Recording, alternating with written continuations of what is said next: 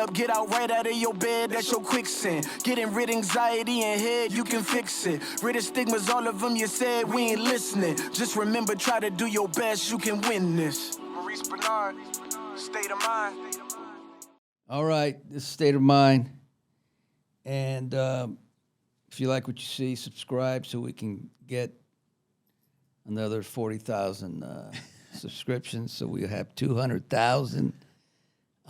Today, we have somebody another artist, and he's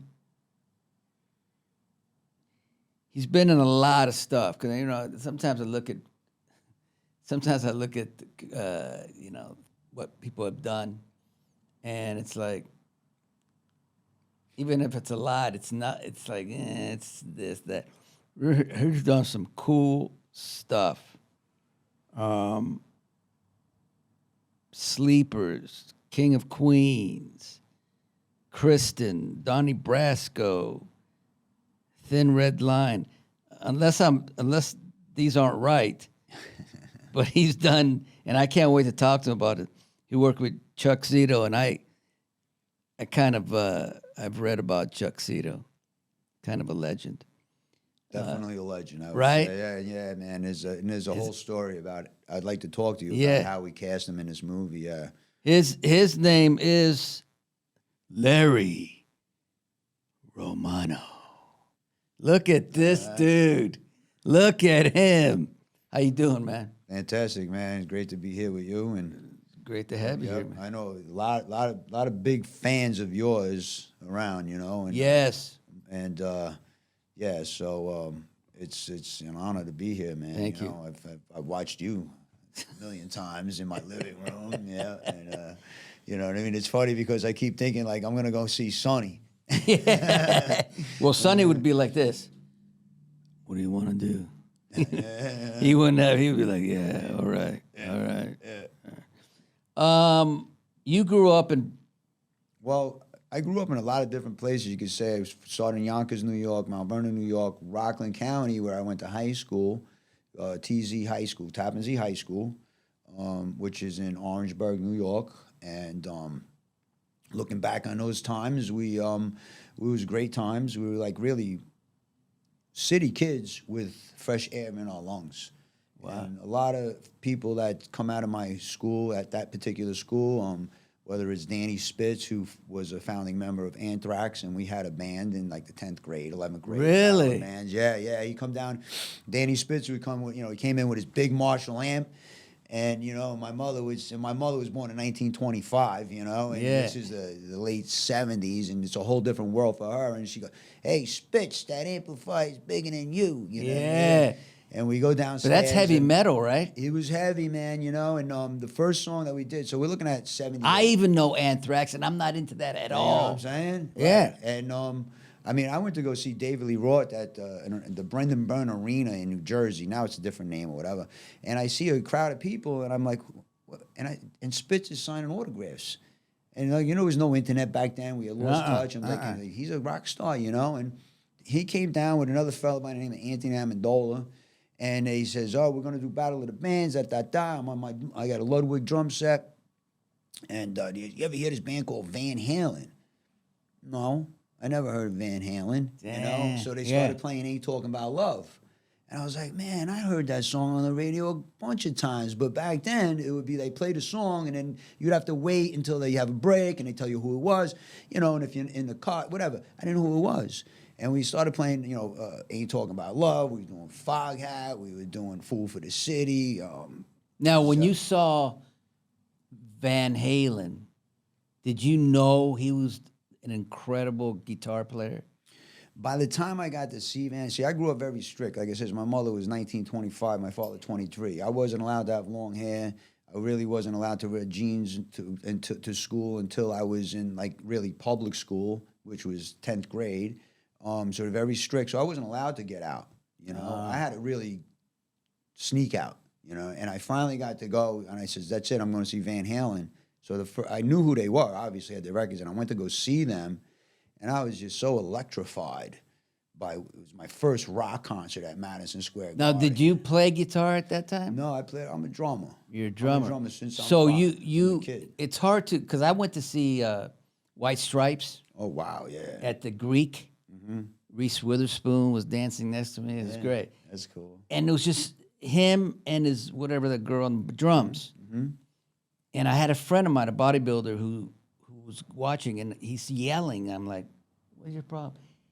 He had a string broken, and I thought, "Okay, 2 strings broken." And my friend said, "Do you understand how hard it is to play guitar with 2 strings broken?" You agree with that? Yeah, I mean, he was ripping it up. I mean, I would say he definitely have to change his, what he's doing, right? He can't use those 2 strings, so he's got to work with the other 4, right? Damn. Yeah, and there's a documentary with Jimmy Page, Jack White, and The Edge from YouTube. Yeah. Talking about that, Yeah.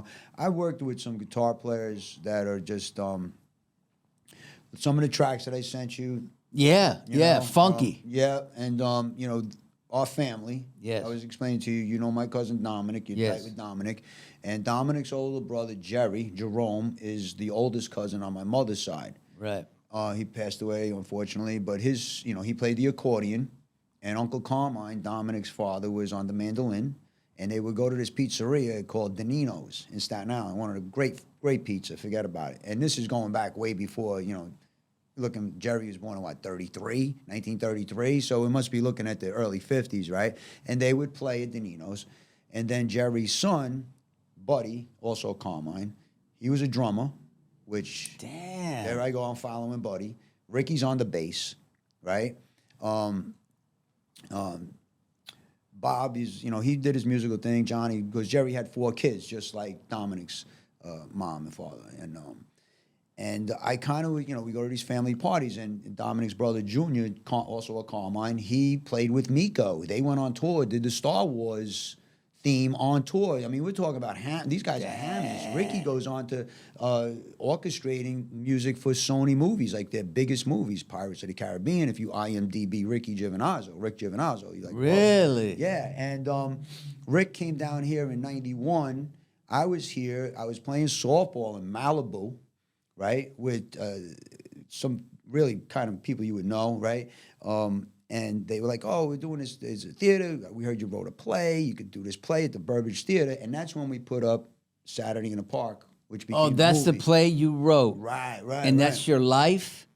You could say it's autobiographical in a lot of ways, because it is the story of a drummer, which I am, and in the mid-'80s, the music scene in New York City was changing, right? And I told you, I was, Danny Spitz in high school, and Yeah. and How it good was- of a drummer were you? I mean, and I'm not that studio cat. You know what I Right, mean? Like right. the recordings that we did, like Buddy Giovinazzo, who directs TV out in Germany right now. I kind of followed Buddy, my older cousin Buddy, second cousin. But Is older it safe cousin. to say the best drummer in the world that ever is Buddy Rich? I mean, it's all it's, I mean, Yeah. I, One of them. One of them. We had this discussion with some cats because I'm always playing. I just recorded some tracks with Rich Redmond. Rich Redmond, he's played on like 30 #1 hit records down in Nashville.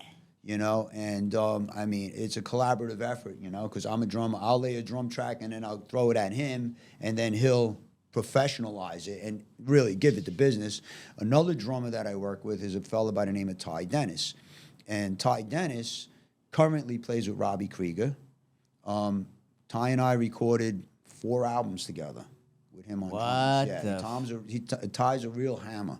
They just cut a record with Alex Lyson from Rush. Ty's on drums, Angelo's on bass. And Ty and Angelo were the rhythm section for 3 records that I cut.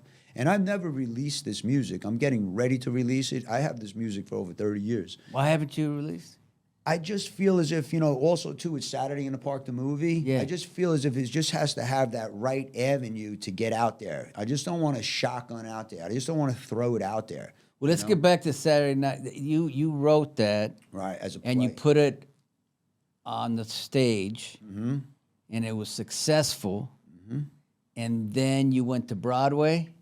Yeah, so Anna Strasberg, I was studying with Who's Charlie Lee Long, Strasberg's daughter? wife. wife, right? Wow. Yes, and I wanted to study. How did you meet her? Obviously I'm a drummer, and the music scene was changing in New York. I took an acting class at West Barron. I don't know if they still exist, and I did like a monologue, which I was terrified to do. But the teacher's like, "You got something." So I says, "If I'm going to do this, I'm going to really get into it, you know." Yeah. And I says, "I want to study with Al Pacino's coach." So I went down to the Lee Strasberg Theater Institute. I actually sold my drum set because I had no place to play them. Living in cramped quarters in New York. I sold the drum set to Danny on Gun Hill Road. And Danny's will probably watch this. Danny on Gun Hill. He still got the drums. I took that money, got on a subway train at Gun Hill Road, the 2 train, rode it down to like probably like 140 something street or something, maybe just the 180th street really. And got on a 5 train, boom, down to Strasburg, gave him the tuition. And who do you want to study with? I want to study with the guy who's Al Pacino's guy. Yeah, you know. What was that guy's name? Charlie Lawton. And you know. Yeah, Charlie Lawton. Right. Exactly. Because I'm a big Al Pacino fan. I mean, you know, right? You know, he's. Wow. So you got to study with Charlie Lawton? Yes, and the lessons that, you know, very thorough and very thoughtful. You know how he goes into it. You know, and it still sticks with me today. You know, obviously, and then what did he say anything about Al Pacino that you would remember? Like one thing I'll never forget that he said, and I'll never forget this. He said that Al Pacino, comparing him to De Niro. Yeah. At the time, right? Yeah. Al Pacino has more access to more emotions and more stuff because he went to public school in the South Bronx in New York City. So like this is like a jungle. So he had to really grow up maneuvering himself in the world, and he was not a big guy. Whereas De Niro's parents were artists, and he grew up downtown, you know what I mean? He knapsack. And so the one thing I will never forget is that, and I took that, and I said to myself, wow, he's kind of right. Because if we're going to be actors, we need as much experience to draw upon. And yeah, Larry, I just had this conversation with my son. Mm-hmm. I said, we're always going with who's the greatest actor, this and this and that. I said, what makes good and great? I said, the great actors, if you watch Daniel Day-Lewis, Pacino, Brando, whoever, they have depth. Mm-hmm. You can't teach depth. You can't try to, it's, you know, like with me, just being in a mental institution at 22 years old, having my birthday in there. I didn't know that. Yeah, I had my birthday in there. Wow. And they put you in a seclusion room, they tie you down. Wow. And it's horrific. 2.5 weeks. Then I escaped. Just that, but there's a lot of other shit going on with me but when you've been through stuff, it makes you who you are, and it makes you a better artist. Mm-hmm. Yep. 100%. Right. So you're at Charles Lawton. Charlie Lawton. Charlie Lawton, and you're in there, and you're learning for how long? I was there for about 2 years. Wow. 2 years on and off. Yep. And, you know, and it was just his thoroughness. Damn. And the other teacher that I was with at that time was David Gideon, and David was very strict about, you know, the whole, this and the other thing. So Charlie was a little bit more loose and in his own way thorough, where David was very thorough and not loose, disciplined with the relaxing and the actual, you know, the sense memory and stuff like that. Oh, yeah, right. You know, and then, you know, when you talk about life experiences, you know, Chuck Zito is in the movie I wrote and directed. Yeah. And when we were casting the movie, I says, I want Chuck Zito. Well, first, there was 3 roles in the movie that I could have played and wrote and directed, but I did not want to do that. There's several reasons. I didn't want it to make it be about me being in a movie, you know? I wanted it to be about the story, about the movie. Right. And then you have all these other fantastic actors who are out there who haven't had the opportunities that I've had. Right. But Larry, couldn't you have done one role maybe? I just didn't want to, you know. I just didn't want to, and I would have wanted to see one role. I mean, you know, But I get your point. Yeah, you know, I want to just focus, be the I writer, get it, I director, get and it. make it about that. I You get know? it, yes, You yes. know, and of course, people have done it. You know, Costner did it with Dances with Wolves, but think about the team that he had around him to do that. You know, so you have to have a really strong Yeah. team around you to do that. What And was the budget on it? we didn't even. It was really low. Period piece. New York City. Damn. And we did it because, and this is something that for any actors that are out there watching or writers, I believe, I know, we were able to pull this off because we did it as a work in progress in front of an audience, did it as a play off Broadway. And we were able to evolve the piece. You know what I mean? Evolve it. So then when we got there, we knew what we were doing. There was no rewriting, maybe get a little you, yeah. tune up here and there, line, so on and so forth. But we the actors weren't in the play. No, they weren't, but I got the most terrific cast I could have ever hoped for. And they just went were just- with the flow. They would, you know, they were dynamite. I mean, we shot this movie in the South Bronx. It's shot entirely in the Bronx, and we were on one location, and it was a shootout, and they held it down, man. You know, they didn't. They held it down. They were gritty. They were troopers, and you get these young, hungry actors, and they come. And once again, I would go back to Chuck Zito. You know, Chuck is known for being a tough guy, which he is, but when the discipline that he's put into his life, he puts that into when he showed up on the set. Yeah. He was ready to work, you know. And to see a dimension of, yes, I've seen Chuck around treat a lot of people very kindly and respectfully, especially with animals, and I says, you know what, that's the part of Chuck that is in this role.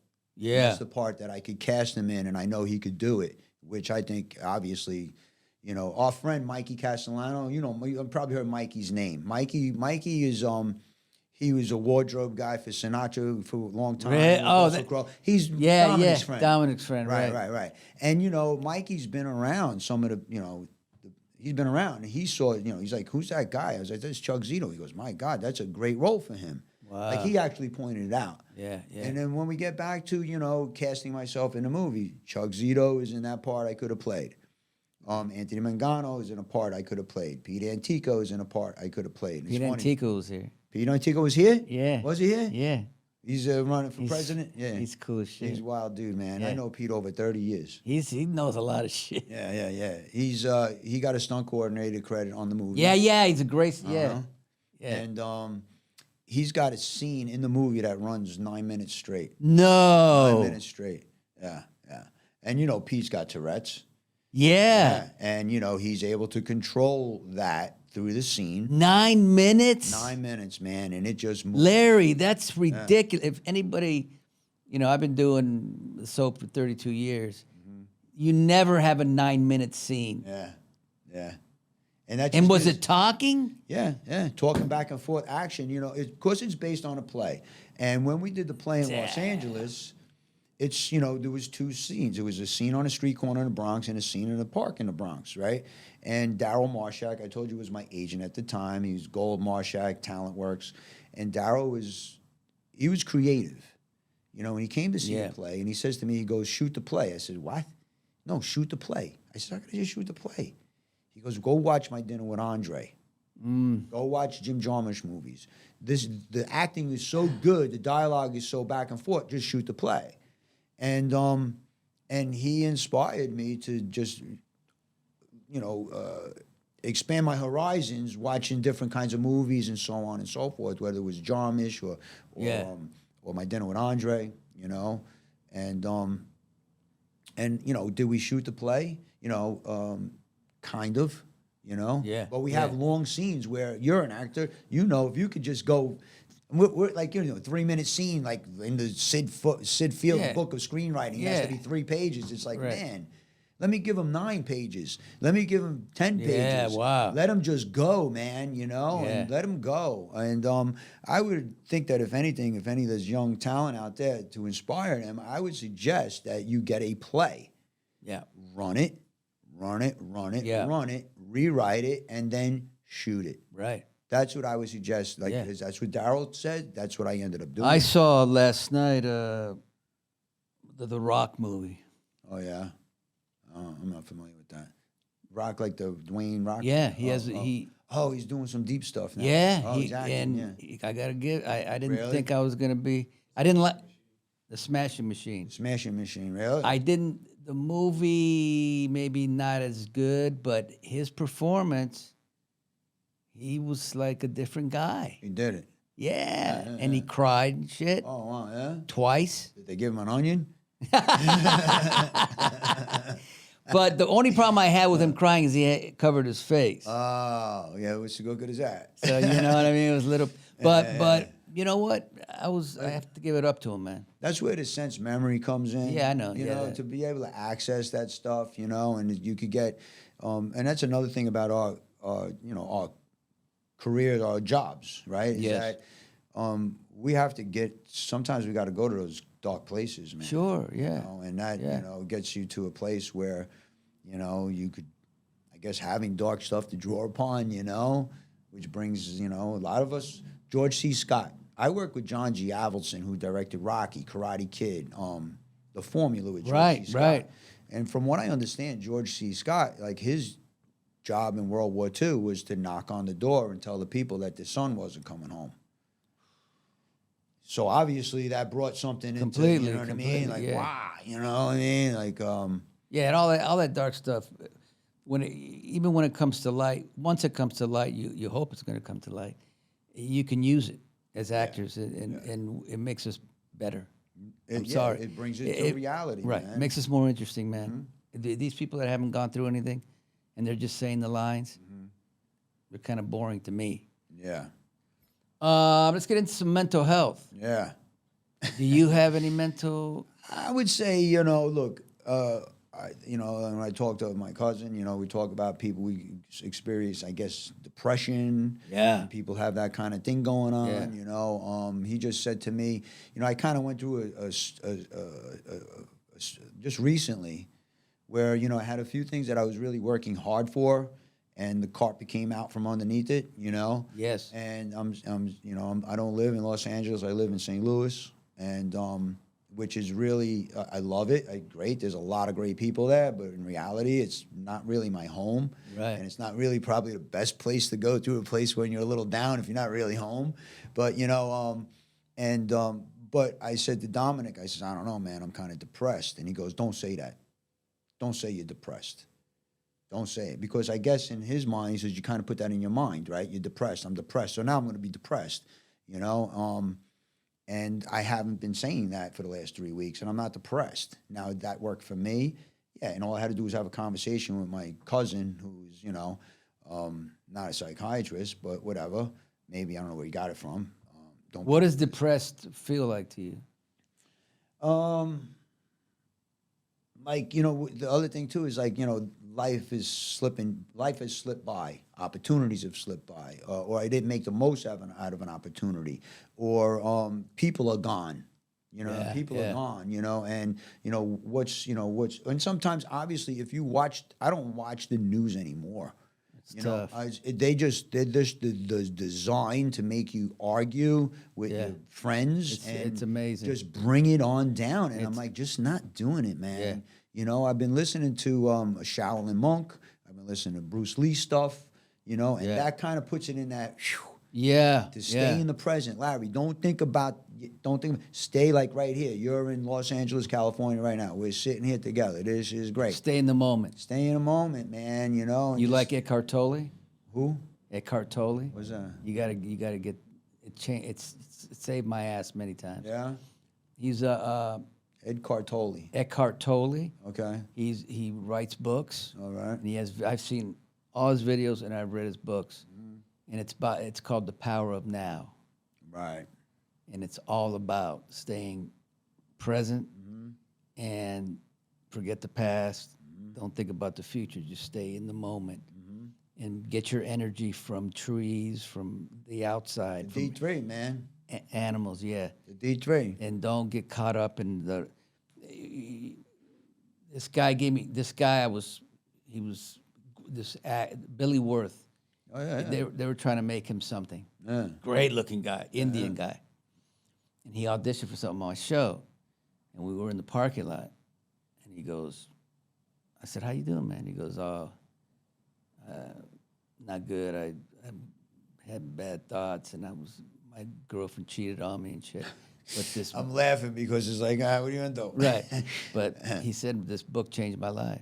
Oh, And really? then I got the book, and I said, "Wow, okay." That's cool. Yeah. So for you, you know, Yeah. yeah, depression. I laugh when, like you said, his girlfriend cheated on him and all that other stuff. You know, I laugh. I don't know if that's ever really happened to me. You know what I mean? I don't do heavy investigation into stuff. You Right. know, I'm on my own right now. You know what I mean? I'm just my person. You know, and it's like I thought about it like 2 weekends ago. I was in Cleveland. I'm like, I'm a dot going across the map. I have no woman following me around. No woman. Do you like that? I feel very liberated. You know? Wow. Yes, I do. And I feel not obligated to anybody. Now, I'm not saying I don't want a person in my life who we vibe together all the time. Yeah, That's yeah. great. You know, and I've had that too, but it always comes down to that where is it going thing, which now is starting to look at the future instead of enjoying the present. Right. And it's like, just let it flow, man. But I laughed at that because the truth of the matter is that we have to come to grips with it as men, especially in today's world, is that not only do women also have high sex drives, there are women that have very high sex drives. They also have much more opportunities than we do to whatever. Yeah. Right? 100%. You know? That's true. Right. You know, and I mean, sometimes if she does something like that, it is on you. Yeah. It is on you. You don't know. You might be neglecting her. You might not be whatever. Yeah. You know? And if it's on you, then just accept the fact that it's on you. Right. Carry on. But if it's not on you, it's not on you, man. You know what I mean? Yeah. You know what I mean? Suck it up and move on. But you see, know? Larry, you know, it's funny. I mean, I agree with what you're saying. It's like, for me, though, and this is going to be a fucking conversation on, but I like it. Weren't expecting this. No, I wasn't, which is good. Yeah. But my problem has been my ego. Uh-huh. And it's caused me pretty much everything that I've been through. From the mental institution to everything that has to do with anxiety, depression, that I've 8 months of depression. It's all ego because I cannot fail. I don't, because what you're gonna think of me. So that's where ego comes in, right? Right. So when a girl broke up with me, there hasn't been many. But when a girl breaks up with me and has broken up with me, it fucking devastates me. Right, yeah. Deep.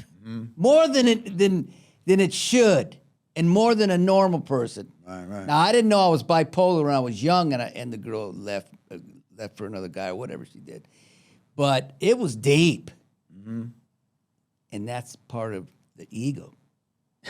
And it's not. I'm laughing again because I would Q say it. I got something I want to tell you about. Go ahead, say it. Okay, so I write music. I write lyrics, you know, and you listen to songs like, most recently I listen. I'm not a big Sammy Hagar fan. Right. I'm a Dave Lee, Van Halen more or less. Right. But he has this song called "I'll Fall in Love Again."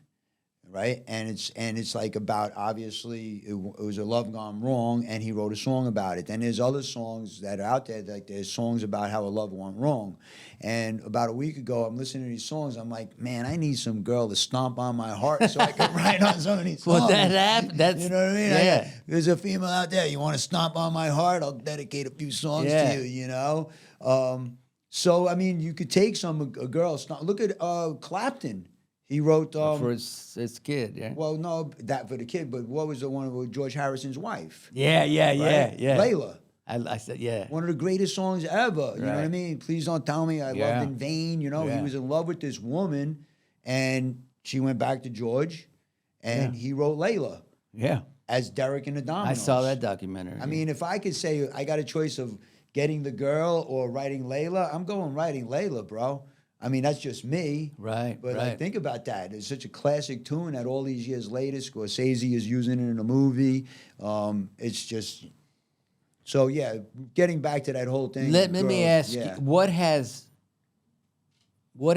hurt you in your life the most? What time in your life were you like? And I know you may not talk about it, but that's fine too. But like I'm pretty open. I'll say anything. But when was the time somebody die? Somebody. Well, there's different kinds of hurt. Okay. There's the backstabbing. Oh yeah. Yeah. But that's kind of ego, isn't it? The guy backstabs you. What? Why would he? Well, how dare him backstab me? Go ahead. Well, maybe it wasn't backstabbing. It was, how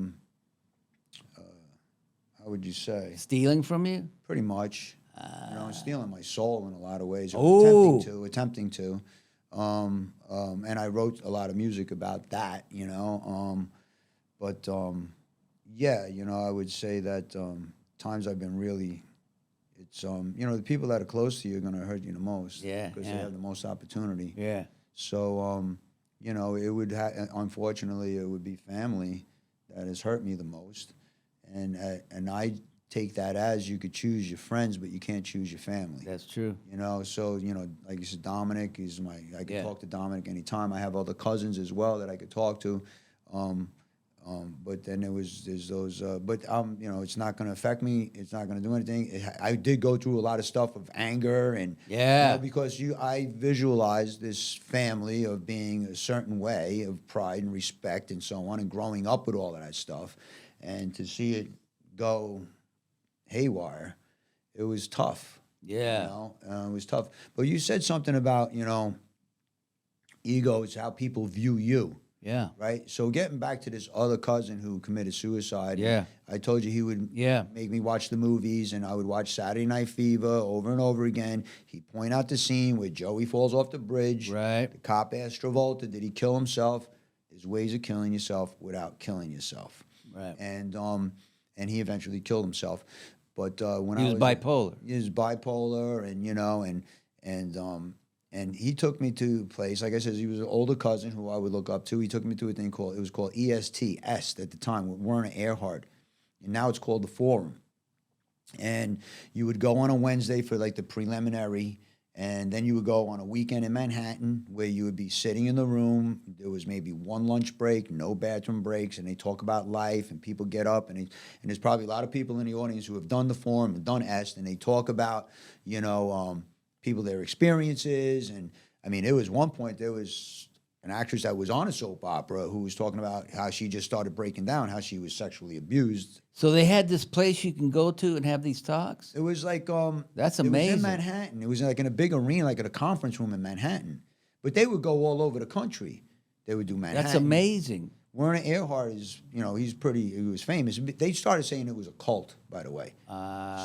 Stuff like that. But I was 19 years old, and I got to tell you, I was a young, wild buck, and I wanted to go and expand my horizons, and I found this very interesting. But what I also found really interesting is that I went to a few preliminaries before I signed up, and there was a lot of very attractive women who were a little bit older than me. I'm 19. Yeah. And they were of a different ilk, in Manhattan. And that was part of what drove me there, Yeah. And I did meet a really older woman there that was great, you know what I mean? We probably still stayed in touch maybe up until whatever, and we still could, but it was like, that was like a driving force, like I'm going to go down there and meet chicks, Yeah, blah, blah, blah. And at the same time, I got a life lesson. Yeah, I mean, that's giving me an idea that would be great to do. To go there and meet chicks? No, I can't do that. I could. But like, create this kind of community. It was, to where they come to a building and they go in a room and we all just, it's kind of like isn't it kind of like like church too, for that much. Kind of like for church. That matter, same thing. It's a group of people getting together, and I'll give away the secret. And at the end of 2 weekends and 3, days in between the weeks, she says that this is it. What do you mean this is it? We just sat here for like all these hours, and what do you mean this is it? Well, this is it. This is life. There's nothing more to life than this moment. This is it, Wow. And this is it, bro. You know what I mean? This is it. I could walk out the door and get hit by a car, and I'm going to be, I'm gone, and this is it. What am I care? What am I doing when I leave here. Ah, I'm going I to be like it. careful. I'm going to look over my shoulders. Another thing that they said. Now, I'm a young fella. I'm going into Manhattan, hanging out in places where I've not, this is all new to me. And you're conscious, like, of yourself, your ego, thinking about what somebody else is thinking about you. What's that guy thinking about me? What's that guy thinking about me? Yes. And they brought this up. They says, you walk into a room, everybody else is really concerned about how they're looking. So Right. don't worry about how you're looking. Yeah. Throw that out the door, Yeah. It don't matter what so-and-so thinks, I know. And some to an extent it does. Well, you try not to, but a little bit it does. But when it's a lot, when you think about that too much, is when you're going to be affected. Like it's gotten me way too many times. Yeah. Not lately. I'm working on it. Well, God bless. You've done a great job. Yeah, I know, but You're doing your thing here. yeah, but it's just And there's also, who use 4-letter words on the show? yeah. Fuck them. I know that's what I like to say. I'm fucking doing my thing, man. Fuck you. You don't like it, don't watch. That's right. You know what? I was thinking about this too. Like, let's say Led Zeppelin sold 22 million records at one point in time, or however many in their career. Or even if I go out and sell 1 million records in America, that means there's like maybe how many millions of people that didn't buy my record, Of course. right? Or they think I suck. Of course. I go on Facebook, right, and the King of Queens has a fan page. And some people will say they loved my character. And then other people Right. will say they hated me. Right. And I put a laugh because it's like, okay, that's fine. You don't like me. It's okay. You didn't like the character. What am I supposed to do about that? Nothing. I'll appreciate your input. Thank you. Thank you very much. Yeah. That's the way that's the way I do it, man. It's like, yeah, cool. But I would say to you, God bless you for not having that ego. I'm lucky. God, thank God. Yeah. I have it. Yeah. Let it go. Because what you're saying is right, and I'm striving for that. I think I'm getting there, Right. and I'm pretty damn close. Right. But I wish I had felt that earlier, Right. 30 years ago. Yeah. I wouldn't have had to gone through the bullshit. All right, let me get into some stuff before we get out of here. I just want to. You were on Kings of Queen. Yeah. 2 seasons. Damn, what was that like? Did you know the first year that it's going to be a big deal? I got a call. We did the pilot with Jack Carter playing the Jerry Stiller role. And then I got a call from my agent that was repping me on that, Harry Gold. Harry Gold, Malshek, yeah. Talent Works. And he said that, they're reshooting the scenes with Jerry Stiller, so he's pretty confident that the show is going to go. And then, obviously, it did. And, at that point in time, I already had 3 kids. So my life was not at all like Kevin James's life. It was not like Leah's life or Victor or any of those guys, really.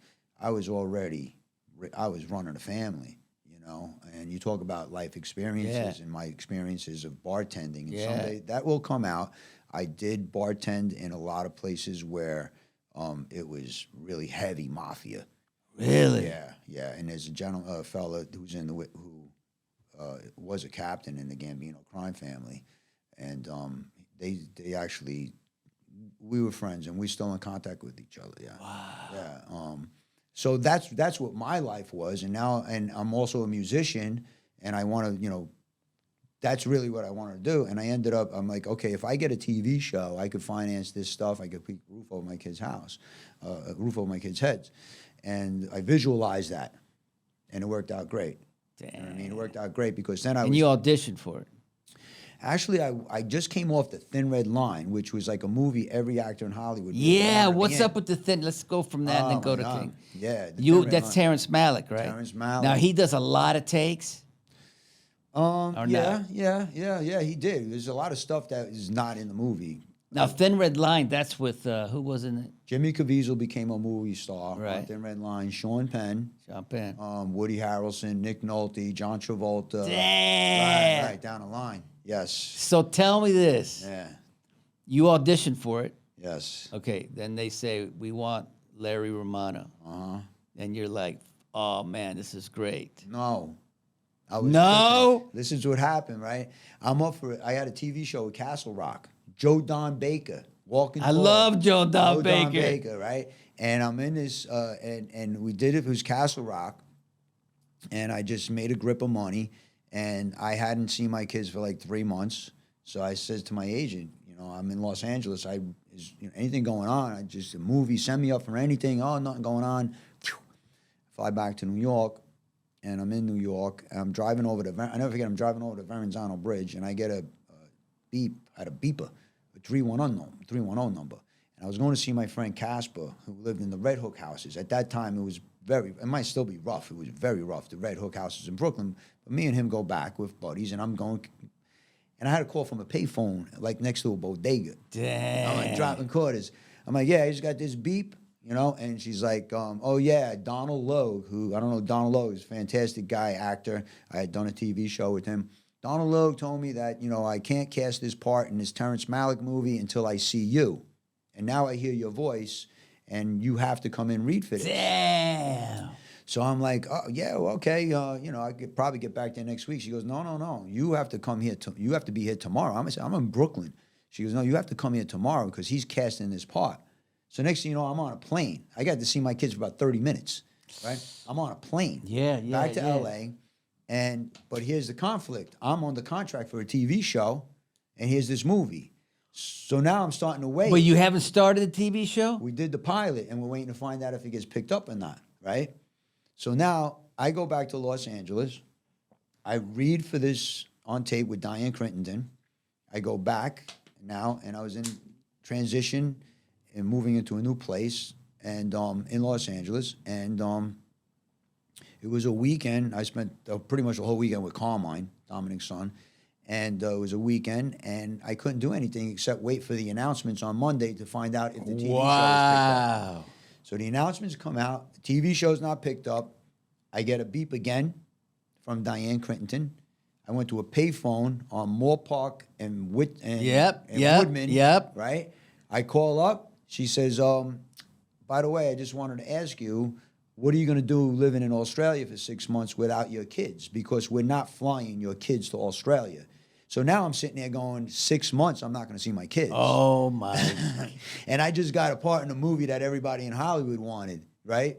And I'm like, oh, you know, so now I'm dealing with this all the time, right? You know what I mean? I'm like, okay. And I told her at that time, she says, we're not, because back then, I don't know if you remember, they would exchange your first class ticket for a coach ticket, and you could keep that money. Yeah. She says, we're not doing it this time. We're not doing it. And those are expensive flights to Australia. So I told her straight up, I said, well, I figure I'll ride cargo because I'm not going that much time without seeing my kids, you know? And I got to Australia, George Stevens, whose dad directed Giant with Jimmy Dean and Elizabeth Taylor. He knew and Terrence Malick knew. He was a great guy. He knew what my story was. And I believe that he really respected me as a young fellow who was taking care of the family. And then George Stevens pulled me in, and he's to his office. We started talking, you know, what his life is about, and he told me about his dad directing Giant, and he told me that I think he was like the press person for President Kennedy. Right. Now, when he tells me that, right now, I've got no filter, right, and I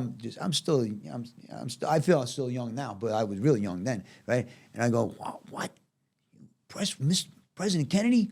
You must have been the guy that let Marilyn Monroe in through the back door. No. Right? Like, without even thinking, I say that, and he's like, you know, he goes, and I thought for a second, oh my God, I said the wrong thing, right? And he started laughing. He goes, He goes, I'm going to make sure that your kids get here, everybody you need Are to come you here. serious? We're going to put you in a 3-bedroom condo with a saltwater pool, and next thing you know, boom, there. You had it all there? Had it all there, man. Walking distance to the Coral Sea. When my kids got there, they all got bicycles and actually flew my mother-in-law out. No. Yeah. So they got to live in Australia for 2 months. My kids got to go to school in Australia. And, you know, and then at the end. How long were you there? 6 months? I ended up being 5 months. The 6th month was Jimmy, basically. They left and they went to Maldives. Any stories about like Sean Penn or Jimmy? Oh my God. I could tell you a Sean Penn story, bro. That's trip you out. Yeah, man. tell trip me. out. Tell me. So now Debbie Mazar is a friend. Right. She was responsible for me being introduced to Bochco, me being introduced to Madonna. Madonna saw me in a movie with Stallone. She saw me in Interview Magazine. She said something to Debbie, and Debbie set up a meeting between me and Madonna. No. Yep. And I ended up, Madonna cast me as the Sean Penn character in Old Father, the video she did with David Fincher directing. Oh my God! You Right. work with David Fincher? Right, exactly. You know what I mean? And like he didn't do movies at that point. He was doing Madonna's video. And I played the Sean Penn role. And next thing you know, I'm in the jungles of Australia with Sean Penn. And Wow. you know what I mean? And he put on we were hanging Was out. Sean Penn always in character, or was he, like he's like character, and he's like, "Hey, Larry, how you doing?" When we were on the set this one time, I forgot how it all came out, but he told me the story of how Mickey Rourke Yeah. got wrapped up with the Mafia. And I was introduced to Mickey initially through Bobby Borriello, who was John Gotti's driver. I knew John. So I worked with Mickey in a movie, and I played John Gotti in a movie. Yeah. And I'm friends with Victoria Gotti. Hey, go Oh, ahead. serious? Yeah? Yeah. Well, okay, so that's how that goes. Like, okay, so Bobby Borriello was John's driver. I knew Bobby from the restaurant, like I says, and Bobby introduced me to Mickey, and then Bobby was murdered, and that's the whole other story. And I became friends with Mikey Scars, and then Mikey Scars was a captain in the Gambinos, and he was super tight with John Jr. So and I did the movie with Mickey, and Sean Penn explained to me how Mickey got wrapped up with the mob. Wow. And, Mickey went through hell with the mob. Definitely went through hell with the mob. Jeez. And Mickey, I've always found him to be very genuine. Yeah. Just a very genuine guy, Yeah. So, but he got wrapped up in it, And Sean Penn explained to me how he got wrapped up. And it turned out that he ended up getting wrapped up with a fella who I was later told by somebody in the Bronx was responsible for the murder of somebody that I knew when I was a kid. Is that the same guy that the guy we know he talks about? No, the guy, No. he's dead now. The guy. No, I'm talking about like guy that got- Dominic. Oh. Dominic tells a story of a friend that he knew that got murdered. Oh, Tommy Bellotti was his Oh, friend. yeah. Yeah, and Mikey Castellano, he's Paul Castellano's nephew. When we talked about Mikey, Mikey Castellano is like a legend to me. He's one of my. Right. He was with Frank Sinatra. Right. For many years, and the whole story of how he got to be with Sinatra. Michael sits down telling me stories. Like I remember stories he told me 20 years ago because they're just great stories. But yeah, Tommy Bellotti was. That was all on Staten Island, Yeah. all those people. And, yeah. That was the Sean Penn. He told me how that all went down, and it was interesting how it all went down because, the guy that Mickey got wrapped up with was responsible for the murder of somebody that I knew. Oh. That was a mystery, this one person, they just disappeared. They were never found. But, yeah, he was responsible for that murder. Oh, wow. Yeah, and Well, they're not people you want to get mixed up with in a negative way. I could say this, I've been around a lot of people, I've been around a lot of murderers too. Yeah. And that weren't in the Mafia. Right. I did a movie with a fella by the name of Blake Leibel who committed one of the most horrendous murderers in the history of Los Angeles. You want to Google him, and the drummer for 3 songs that I wrote, he committed a horrendous murder. The kid that I lived across the street from me in Burbank, I gave him a keyboard because he was into music, and he was going a little awry. He committed a horrendous murder. And then I go hang out with Mikey Scars, and then none of the things that Mikey's ever done in his life come close to what these people did. Right. So you hang out with a guy like Michael, he was always a gentleman with me, Yeah. When Bobby Borriello was murdered, I was in Los Angeles, and I went back to Brooklyn. Guy says to me, "You heard about Bobby?" I says, "Yeah, he was always a nice guy. He was a nice guy." And the guy looked at me, and he says, "Yeah, he was a nice guy to you. Right. You're not that guy. You're nice to everybody." So I've always got along very well with people like that. With gangsters. Yeah. People that are not, mean, look. walk the line, Look, Larry, here's the bottom line.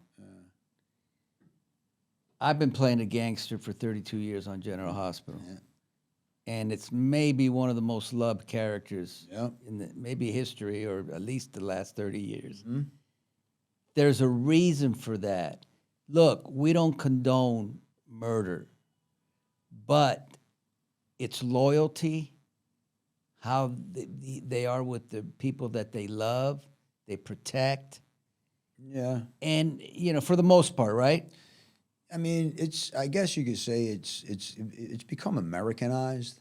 Yeah. You know, where it's more about money as opposed to the other stuff. Well, that's why that era is gone now, right? Yeah, I mean, also too, if Mikey Scars was a friend of mine, right? We hang around together, but if the boss said kill Larry, Mikey was killing me. You know what I mean, right? Or if somebody says that's true, somebody else, kill Michael. But isn't there that thing also, that vigilante thing that we all love? Billy Jack, Charles Bronson in Death Wish. That we get tired of people fucking with us. Yeah. And then we wish we had a Sonny that could go over and say, hey, take it easy, right? Right. We're ending this now. That too, because think of all the De Niro, Pacino, Godfather, so popular. I thought, that too is like, I realized many moons ago is that if you ask them to go talk for you on something like that, then you might be obligated to them, and you're better off showing that you could go talk for yourself, or I get you. Throw a rock through somebody's window at 3 o'clock in the morning, right? Or wait in front of somebody's house at 4 o'clock. That's one of the most frightening things that you could ever you know what I'm saying to you? Yeah. Like a guy comes home at 4 o'clock in the morning, he's buzzed, he's having a good time, he's the stereos in the car blasting his favorite song, gets out all happening, and he gets out of the car, and you're like, yeah, bro, what's up? Yeah. I've been looking for you. Where you been?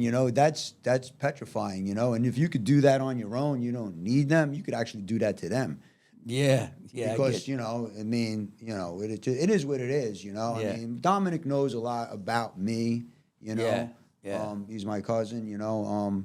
But yeah, I mean, I just feel comfortable because it just feels as if, they're guys. They are guys. Yeah. They're men. And you could say things that you know what I mean? Get it. Just be men. I get it. For whatever reason. I mean, I also get along very well with cats and dogs. I was sitting outside my kid's house today, and all of a sudden, this cat comes right up into my lap. Yeah. Little kid. He's been hanging out, you know what I mean? So, I don't know. Who are you in a past life? I don't know, right? You know what I mean? What do you know? He's going to take him home? What do I do? I'm going to take the cat to the vet tomorrow to get him chipped and see what's going on. I might end up with a cat. But, yeah, I mean, those are the things that, by the way, I'm really seriously, about the animals. I've adopted dogs. I've done all this stuff. I'm big with that. And, and a lot of people have these service dogs that help them make it through, and that's true, too. The dogs and the cats, they're very good. I understand that in Japan, they have cat cafes where you go into a cafe and there's cats. And the cats, kind of bring you into a place where you're like, chill. What I mean? Chill, right, exactly. Yeah. And then, when we talk about the Mafia being Americanized and then talking about depression, what's very sad in this city, Los Angeles, New York, too, obviously, is that the amount of homeless people. Oh, forget it. It's terrible. Forget it. Right. And you look at people, you're like, man, if I didn't get the King of Queens, that might have been me. Yeah. Right. Yeah. There before the grace of God goes I. Yeah. So now you're dealing with that kind of mental. Yeah. And, I've been in places where I would be in Los Angeles and I had no place to stay because I was paying my rents back in New York and I didn't have a TV show. Yeah. So now I'm in a car. So I've been there. You go a couple of days like that, bro, you get berserk. It's funny because I'm the same way, but in a different way. I'm like, when I see homeless people talking to themselves, and I think of, if I didn't have anybody who loved me, I would be that mentally ill person. Right. Just like talking to themselves. But luckily I had, a family who loved me, from my mom and dad to my wife. And all right, listen, I think we've covered it, Larry. We've covered everything under the sun. Pretty much. Yeah, it was great. Jesus Christ. Yeah. It's been, but it's great because you're also a very good storyteller, and I love that. I just want to say, I'm going to talk to the audience. Larry came in here, and I didn't know what I thought he was kind of going to be like, not mean, but kind of like. That's the persona. Kind of like, what the fuck are you doing? But he's very open. He's very like funny, and he has really great stories. He's been through quite a lot in his life, and I loved his acting stories because he's been around people. See, if you don't know about acting, you don't know who he's been around. Terrence Malick is one of the best directors ever. Sean Penn and Mickey Rourke. I want to give props to John Flynn. John Flynn directed me in a movie called Lock Up, and then there was John Flynn, and he directed a movie called The Outfit. If you go on Amazon or anything, look up John Flynn because he's one of those directors who was great to work with, and he just never got the notoriety that he really should have. All right, But John Flynn, Terrence Malick, Mike Newell, you know. So, you know, that's why I was like a kid in here. Anyway, Larry, Yep. I appreciate you coming, Great. and I can't wait to see it. Yeah, great way to see the article, man. 1986, New York City. Oh, 5-0. Fuck the 5-0. I'm telling you, May Koch is on the news. He's come down on all this graffiti. Rock and roll, hip hop, Y'all know these guys. Beat my fucking meat, B. murder, dirty cops, John Gotti, The mob runs everything. John Gotti runs everything. and neighborhood friends for life. Speaking about a shame in a waste, where's your friend? Oh, fuck. Hey, Angelo, stop him. He's got my money. What's he talking about? He's full of shit, that guy. Well, look who it is. Manhattan Danny Starr. You and your friend Mikey playing that devil music all the time? You're not kids no more. It's not devil music. The name of the band is the Devil Maniacs. It's devil music. It was one night in the time of their lives. Danny is a hell of a drummer. You and Mike are right up there with the best. We can fucking make it, me and you. And never let nothing stand in the way of your dreams. When the past will collide with the future. One bad man, that Larry Davis. Cops thought he was gonna rat them out, so they tried to kill him. You're telling me the kid's selling drugs for the cops? And a choice will be made.